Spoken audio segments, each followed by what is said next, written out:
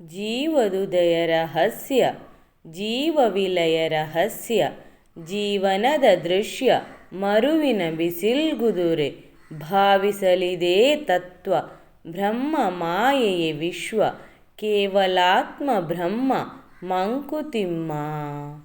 ಮಂಕುತಿಮ್ಮನ ಈ ಕಗ್ಗವು ಜೀವನದ ಆಳವಾದ ಅರ್ಥವನ್ನು ಅನ್ವೇಷಿಸುತ್ತದೆ. ಅವರು ಜೀವನವನ್ನು ಒಂದು ರಹಸ್ಯವೆಂದು ಕಾಣುತ್ತಾರೆ. ಈ ಕಗ್ಗವು ಜೀವನದ ಆರಂಭ ಮತ್ತು ಅಂತ್ಯವನ್ನು ಸೂಚಿಸುತ್ತದೆ. ಜನನವು ಒಂದು ಆರಂಭ ಮತ್ತು ಮರಣವು ಒಂದು ಅಂತ್ಯ, ಆದರೆ ಇದು ಒಂದು ನಿರಂತರ ಚಕ್ರವಾಗಿದ್ದು ಜೀವವು ಒಂದು ರೂಪದಿಂದ ಇನ್ನೊಂದು ರೂಪಕ್ಕೆ ಬದಲಾಗುತ್ತಲೇ ಇರುತ್ತದೆ. ಹುಟ್ಟು ಮತ್ತು ಸಾವು ಎರಡೂ ರಹಸ್ಯಗಳು. ಹುಟ್ಟಿದ್ದು ಯಾಕೆ, ಸಾಯುವುದು ಯಾಕೆ ಎನ್ನುವ ಪ್ರಶ್ನೆಗಳಿಗೆ ಸರಳ ಉತ್ತರಗಳಿಲ್ಲ. ಜೀವನವು ಒಂದು ನಾಟಕದಂತೆ. ನಾವು ವಿವಿಧ ಪಾತ್ರಗಳನ್ನು ನಿರ್ವಹಿಸುತ್ತೇವೆ ಮತ್ತು ವಿವಿಧ ದೃಶ್ಯಗಳಲ್ಲಿ ಭಾಗವಹಿಸುತ್ತೇವೆ. ನಾವು ಸಂತೋಷ, ದುಃಖ, ಕೋಪ, ಭಯ ಇತ್ಯಾದಿ ವಿವಿಧ ಭಾವನೆಗಳನ್ನು ಅನುಭವಿಸುತ್ತೇವೆ. ಆದರೆ ಈ ಎಲ್ಲವೂ ತಾತ್ಕಾಲಿಕವಾಗಿದೆ. ಮಂಕುತಿಮ್ಮನವರು ಜೀವನವನ್ನು ಮರಳುಗಾಡಿನ ಮರೀಚಿಕೆಗೆ ಹೋಲಿಸುತ್ತಾರೆ. ನಾವು ಜೀವನದಲ್ಲಿ ಅನೇಕ ಗುರಿಗಳನ್ನು ಹೊಂದಿರುತ್ತೇವೆ, ಆಸೆಗಳನ್ನು ಬೆಳೆಸಿಕೊಳ್ಳುತ್ತೇವೆ. ಆದರೆ ಈ ಗುರಿಗಳು ಮರಳುಗಾಡಿನ ಮರೀಚಿಕೆಯಂತೆ ನಮಗೆ ದೂರವಾಗುತ್ತಲೇ ಇರುತ್ತವೆ. ನಾವು ಅವುಗಳನ್ನು ಹತ್ತಿರ ತಲುಪಲು ಎಷ್ಟೇ ಪ್ರಯತ್ನಿಸಿದರೂ ಅವು ನಮ್ಮಿಂದ ದೂರವಾಗುತ್ತಲೇ ಇರುತ್ತವೆ. ಮಂಕುತಿಮ್ಮನವರು ಜಗತ್ತನ್ನು ಬ್ರಹ್ಮನ ಮಾಯೆ ಎಂದು ಹೇಳುತ್ತಾರೆ. ನಾವು ನೋಡುವ ಎಲ್ಲವೂ ಮೋಸ.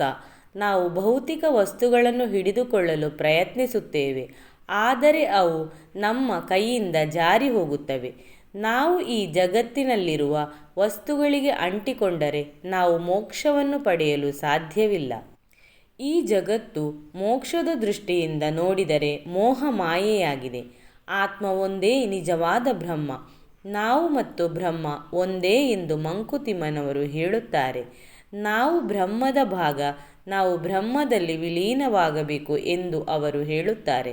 ಆತ್ಮವು ಅನಂತವಾಗಿದೆ ಮತ್ತು ಅಜರಾಮರವಾಗಿದೆ. ನಾವು ನಮ್ಮ ಆತ್ಮವನ್ನು ಅರಿತುಕೊಂಡಾಗ ಮೋಕ್ಷವನ್ನು ಪಡೆಯುತ್ತೇವೆ. ಸರಳವಾಗಿ ಹೇಳುವುದಾದರೆ ಈ ಕಗ್ಗದ ಮೂಲಕ ಮಂಕುತಿಮ್ಮನವರು ನಮಗೆ ಜೀವನದ ಬಗ್ಗೆ ಆಳವಾದ ಅರಿವು ಮೂಡಿಸುತ್ತಾರೆ.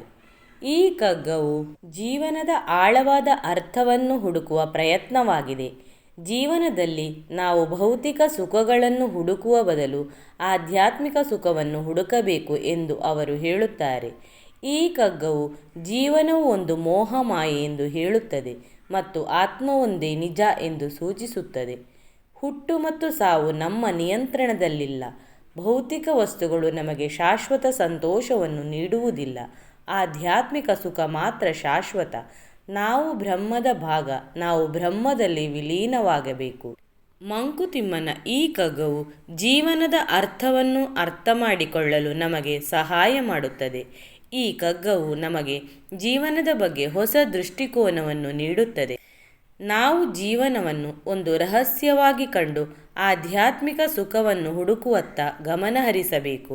ಇದು ನಮ್ಮನ್ನು ಆಧ್ಯಾತ್ಮಿಕ ಮಾರ್ಗದಲ್ಲಿ ಸಾಗಲು ಪ್ರೇರೇಪಿಸುತ್ತದೆ.